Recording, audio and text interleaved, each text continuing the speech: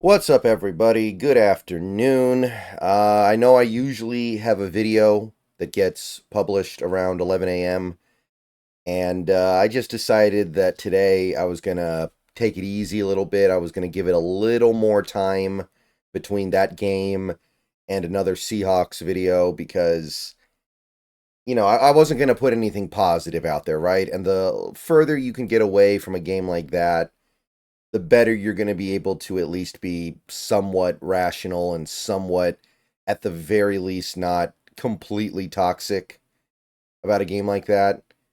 Like last night in the post game video, I don't think I took anything too far. I don't think I went over the top with anything that I said, but there was definitely a sense of doom and gloom that I don't know if it was 100% warranted. I feel like it was mostly warranted, but it's just one of those things where you never want to let how you feel immediately after a bad game dictate everything about how you feel coming out of it, right?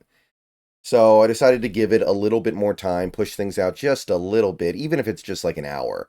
Even if it's the difference between me recording a video the previous night and me recording the video in the morning the next day, there is going to be a difference, right? Even if it's just basically ceremonial. It's going to be something. I'm not going to be quite as down on things. And I'm still pretty down right now, to be perfectly honest.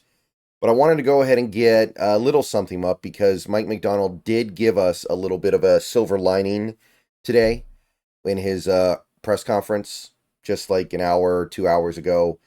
John Boyle has some of the details on it. And obviously, for a lot of that press conference, he was critical of the way the team is playing right now, which he should be. But I do want to draw attention to one thing in particular that he said that I think is going to make some people feel better. Mike McDonald said it's too early to know for sure, but he's optimistic Byron Murphy II can make it back for next week's game. So we were light on injury reports other than the Byron Murphy thing. I think he said that anybody who wasn't taken out of the game last night is good to go, is good, and there's nothing to worry about there. I guess if that counts as an injury update. But the main thing that he's harping on positively would be Byron Murphy will probably be back for the Falcons game.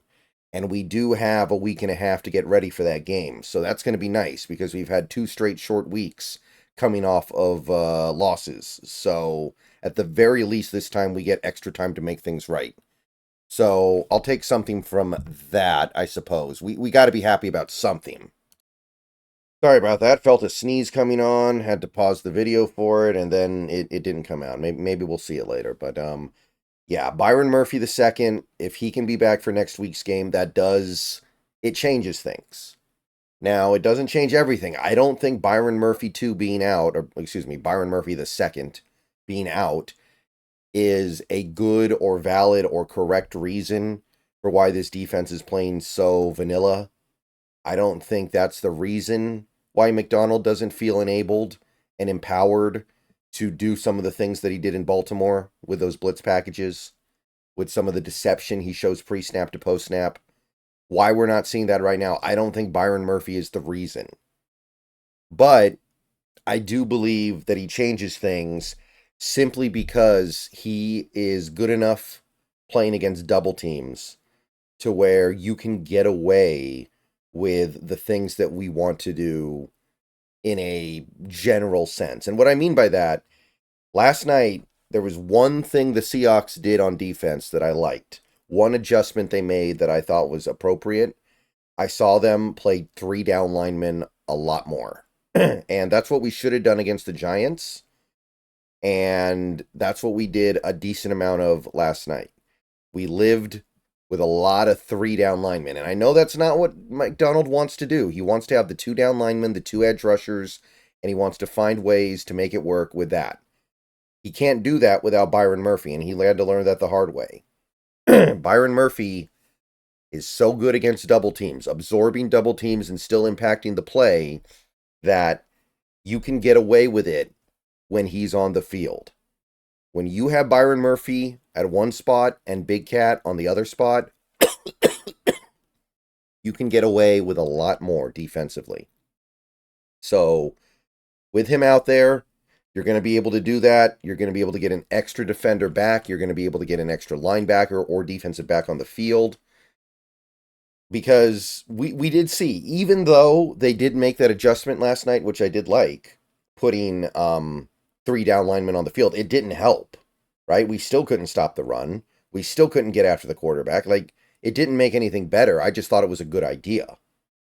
So ultimately, you need your best players out there. Byron Murphy has proven that he is one of our best players. I don't really like the fact that we're leaning this heavily on a 21-year-old rookie. Like, to me, that is fundamentally wrong. To me, that is a bad way of going about things. You should not be saying that this 21-year-old rookie is the make or break player for your defense. And of course, it's not like we weren't giving up rushing yards in previous games with Murphy, like that New England game. But him being out there does allow the team to live with the 2 down lineman set that they want to be in as much as possible, with Big Cat and Byron Murphy down in the middle. So that's going to help. It's not going to make everything better, not even close. I don't know if that's the biggest problem facing this defense. I still think the things up top, the fundamental issues coming down from the coaching staff, are a bigger problem. But this is going to push us in the right direction. Reek Woolen, I think, has a good chance of being back next week. We haven't heard anything official yet. I'm worried about Artie Burns, I'll say that. So I wouldn't count on Artie Burns next week because he aggravated an injury that he had in the summer, which tells me that he's just going to be battling the whole year to get past that. And if we lean on him this year to make things better defensively, probably not going to be happy with the result. Trey Brown, I'm not sure. Trey Brown, we're going to need the week to figure it out.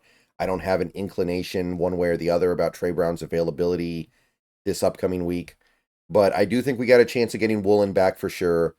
And Mafe and Hall and Leonard Williams are going to benefit from the extra days off.